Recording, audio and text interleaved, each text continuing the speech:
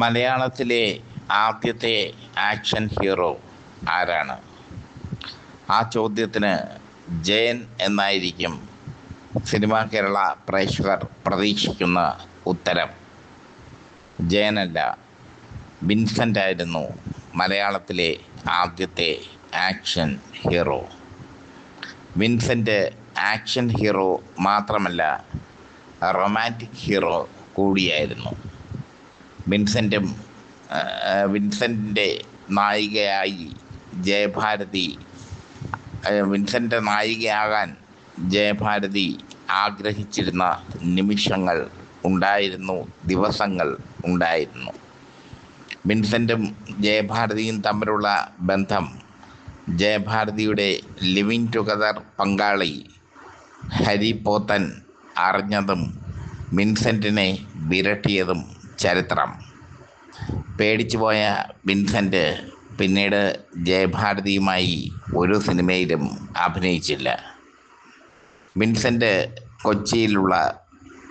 കൊച്ചിയിലാണ് ജനിച്ചത്. Metal box എന്ന സ്ഥാപനത്തിലെ ജീവനക്കാരനായിരുന്നു. ആ സ്ഥാപനം കൊച്ചിയിലെ ശാഖ പൂട്ടിയപ്പോൾ വിൻസെൻ്റ് നേരെ എത്തിച്ചേർന്നത്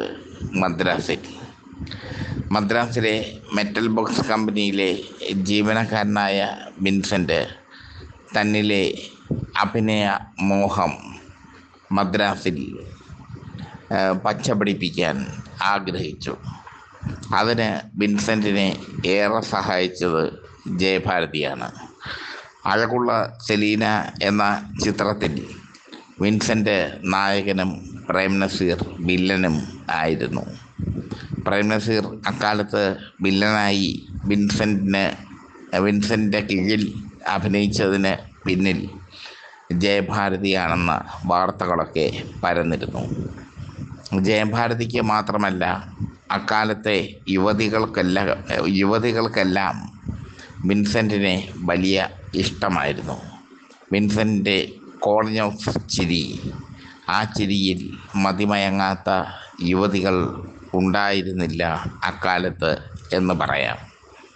പറഞ്ഞു വരുന്നത് ജയഭാരതിയും വിൻസെൻറ്റും തമ്മിലുള്ള പ്രണയത്തിൻ്റെ കഥയല്ല, വിൻസെൻറ്റിനെ പ്രണയിച്ച ഇന്ത്യൻ സിനിമയിലെ സൂപ്പർ നടിയുടെ കഥയാണ്. ശ്രീദേവിയുടെ കഥ. മലയാള സിനിമയിലൂടെയാണ് ശ്രീദേവി ഇന്ത്യൻ സിനിമയിലെ സൂപ്പർ നടിയായി മാറിയത്. മലയാളത്തിൽ ശാലീന സുന്ദരിയായി അഭിനയിച്ചു ശ്രീദേവി. പിന്നീട് അവർ മൂക്കിന് പ്ലാസ്റ്റിക് സർജറിയൊക്കെ നടത്തി വളരെ മോഡേണായി ബോളിവുഡിൽ എത്തി. ശ്രീദേവി ബോളിവുഡിൽ തരംഗമായി മാറി. വിൻസെൻറ്റും ശ്രീദേവിയും തമ്മിലുള്ള ബന്ധം അത് ഒരപാര ബന്ധം തന്നെയായിരുന്നു. ശ്രീദേവി വിൻസെൻറ്റിനോട് പ്രണയ അഭ്യർത്ഥന നടത്തി. വിൻസെൻറ്റിനെ വിവാഹം കഴിക്കാൻ ശ്രീദേവി ആഗ്രഹിച്ചു.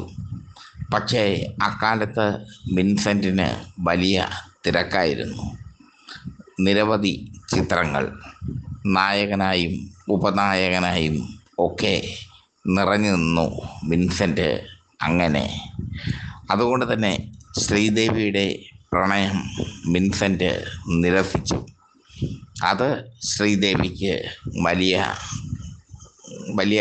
വലിയ വേദന ഉണ്ടാക്കി എന്നാണ് അക്കാലത്തെ മാധ്യമ പ്രവർത്തകനായ മധു വൈപ്പന തൻ്റെ ബ്ലാക്ക് ആൻഡ് വൈറ്റ് എന്ന പുസ്തകത്തിൽ എഴുതിയത്. ശ്രീദേവിയും വിൻസെൻറ്റും തമ്മിലുള്ള പ്രണയം അക്കാലത്ത് വലിയ ചർച്ചാ വിഷയമായിരുന്നു. ശ്രീദേവിയും വിൻസെൻറ്റും തമ്മിലുള്ള പ്രണയം അക്കാലത്ത് മാധ്യമങ്ങൾ ആഘോഷിച്ചിരുന്നു. ശ്രീദേവിക്ക് വലിയ ഇഷ്ടമായിരുന്നു വിൻസെൻറ്റിനെ. പക്ഷേ വിൻസെൻ്റ് ശ്രീദേവിക്ക് പിടികൊടുത്തില്ല. പിന്നീട് അങ്ങോട്ട് ശ്രീദേവി വളർന്നു കയറി.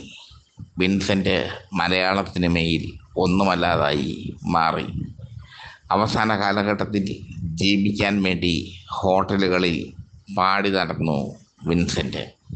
പഞ്ചനക്ഷത്ര ഹോട്ടലുകളിൽ പാടി നടന്ന് അതിൽ നിന്ന് കിട്ടുന്ന വരുമാനം കൊണ്ട് ഉപജീവനം നേടേണ്ട ഗതികേട് അദ്ദേഹത്തിന് ഉണ്ടായി.